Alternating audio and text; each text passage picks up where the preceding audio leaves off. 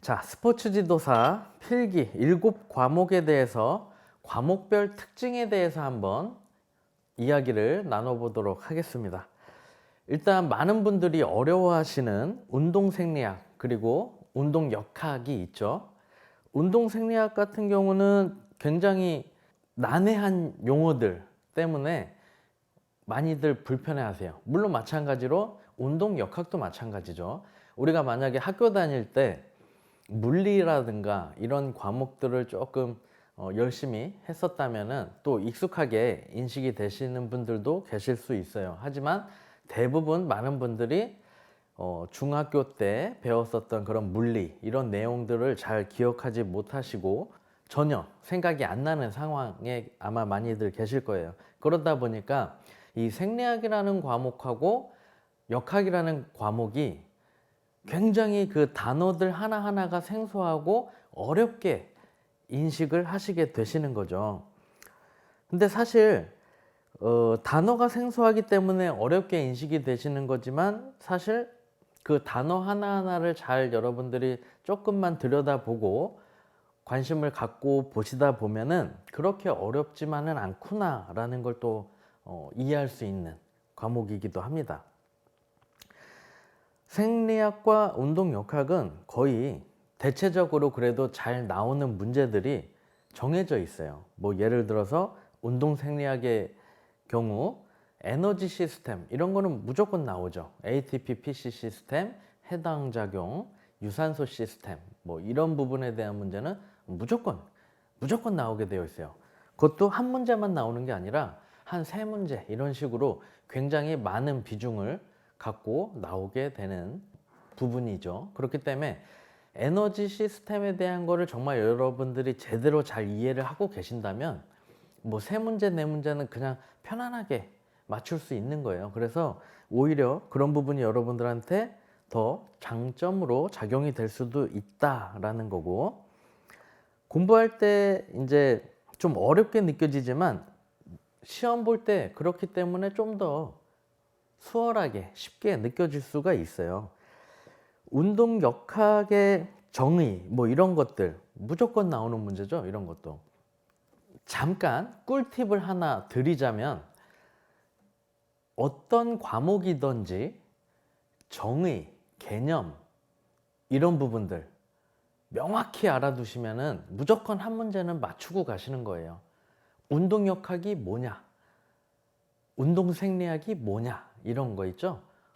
정의, 개념, 의의, 뜻 같은 얘기인데 그러한 부분에 대한 거를 꼭 명확히 인지를 하셔라 라는 거고, 여러분들이 만약에 어떤 단어를 제대로 이해를 하지 못하고 있다면 문제를 해결할 수가 없어요.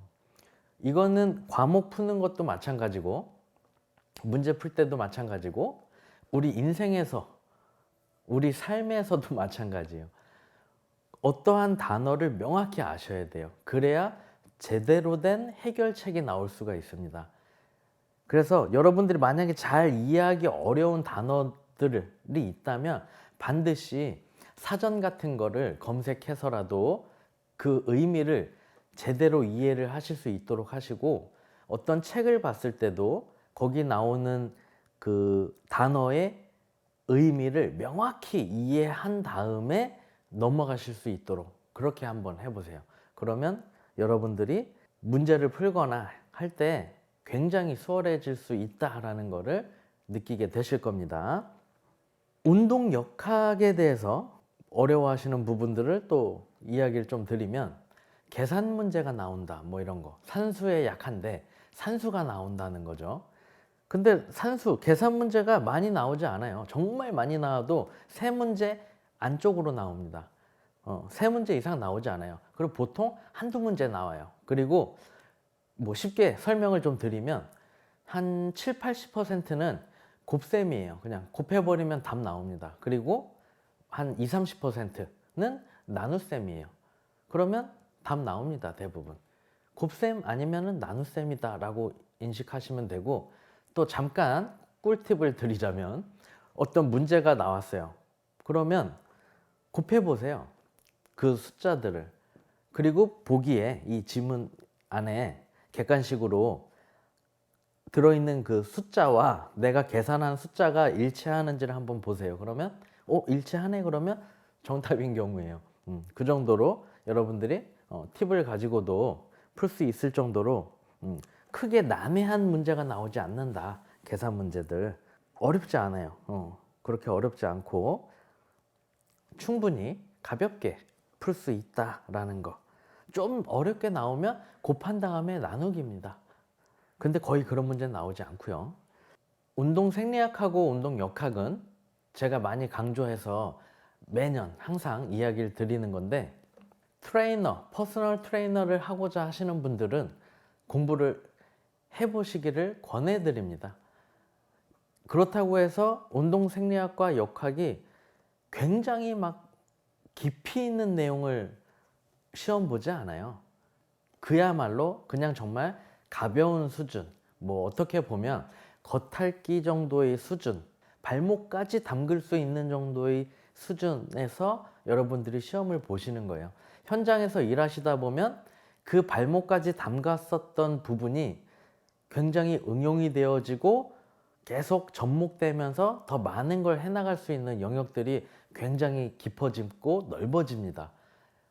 그때 여러분들이 당황하지 않고 하시려면은 운동 생리학과 운동 역학하고는 반드시 친해지실 필요가 있다라는 거예요. 자, 스포츠 사회학하고 스포츠 윤리에 대해서 이야기를 또 해드릴게요. 공부할 때는 쉽게 느껴지지만 오히려 문제를 풀 때 어렵다. 이런 게 특징인 과목이에요. 이제 장점이라고 하면 다른 과목에 비해 내용이 적습니다. 스포츠 사회학하고 윤리는 내용이 적어요. 근데 공부할 때도 이해가 잘 돼요. 그래서 평소에 독서를 좀 많이 하거나 독해력이 좋은 분들에게는 좀 유리한 과목이 될 수가 있어요. 그렇지 않은 분들은 공부한 내용에서 문제가 출제되어도 응용 문제가 나오면 당황하고 또 잘 모른다는 거죠. 그냥 드립다 단순 암기로다가 되는 부분이 아니라는 거예요. 여러분들이 또 이제 주의하셔야 되는 건데, 단순 암기가 아니라 이해를 바탕으로 공부를 하셔야 되는 거예요.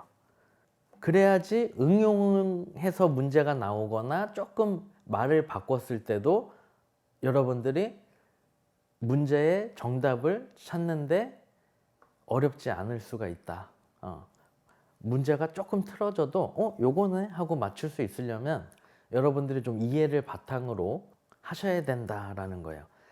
계속 주입식 교육의 어떤 폐해인데 계속 통째로다가 암기해서 막 씹어 먹으려고 하는 이런 경향이 있어요. 많은 분들이. 그렇기 때문에 그런 부분을 좀 주의하셔야 된다.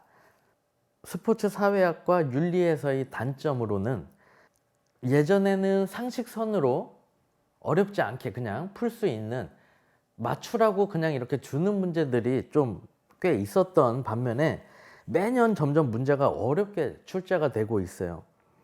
2019년도 특히 어려웠다라고 제가 말씀을 드렸었죠. 그리고 문제의 그 지문이 길어서 문제를 풀 때 시간이 오래 걸립니다. 다른 과목보다 좀 더 빨리 읽을 수 있고 이런 독해력을 좀 필요로 해요. 그래서 평상시에 책을 좀 많이 읽지 않거나 글을 빨리 읽어서 이렇게 해석할 수 있는 그런 능력들이 좀 부족하신 분들한테는 좀 버거운 과목일 수도 있어요. 그러니까 시간이 막 부족하거나 이런 좀 뭐랄까 쫓기는 듯한 그런 느낌을 받으실 수가 있다라는 거죠. 여러분들이 과목별 특징을 잘 아시면은 나하고 이러한 부분에서는 맞구나, 이러한 부분에서는 조금 안 맞을 수 있겠구나, 이런 것들이 조금 정리가 되실 거라고 생각이 들어서 과목별 특징들을 좀 이야기를 해드리고 있습니다. 스포츠 교육학의 특징으로는 아직까지는 그래도 그렇게 어렵게 출제된 적은 없습니다. 스포츠 사회학이랑 윤리 그리고 스포츠 심리학의 중간 정도의 과목 표현을 하자면, 심지어 제 교육생 분들 중에 그냥 바로 스포츠 교육학을 공부를 한 번도 안 했었는데 자기가 선택한 과목이 너무 어려워서 스포츠 교육학을 그냥 기본 갖고 있는 상식으로 풀어서 합격했었던 케이스도 있어요. 그렇지만 권해드리진 않습니다. 공부할 내용이나 그 양이 그 중간 정도, 난이도도 지금 언급했었던 과목 있죠? 그 부분의 한 중간 정도라고 보시면 돼요. 스포츠 사회학이랑 윤리랑 심리학의 중간 정도에 해당하는 과목이다 라는 거죠. 스포츠 심리학은 공부할 때는 내용이 너무 많아서 힘들게 느껴지는 그런 과목인데 오히려 문제를 풀 때는 또 좀 수월한 그런 과목이에요. 단점으로는 지금 설명드린 것처럼 공부할 내용이 많아요. 너무 많아. 모든 이 7과목 중에 가장 많아요. 내용이.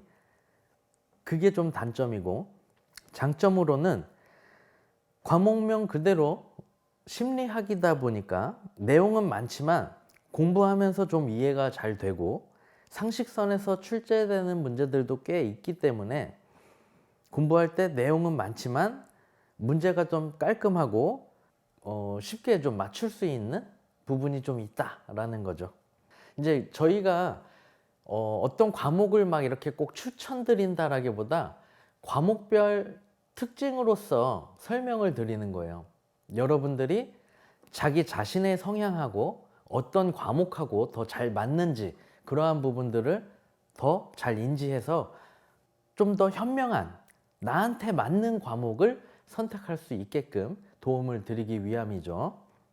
한국 체육사 특징으로는 제가 이제 스포츠 지도사 이 전문 교육을 10년 이상 운영하면서 처음에는 그렇게 한국 체육사 과목을 추천드리거나 뭐 하지 않았었어요. 왜냐하면 외울 게 너무 많아서 사람들이 좀 꺼려하고 힘들어한 부분도 있고 해서.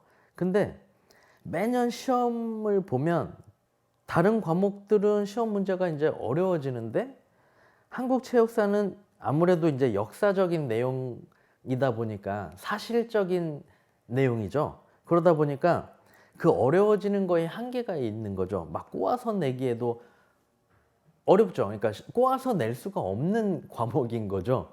그냥 사실만을 다뤄야 하는 역사니까 말 그대로.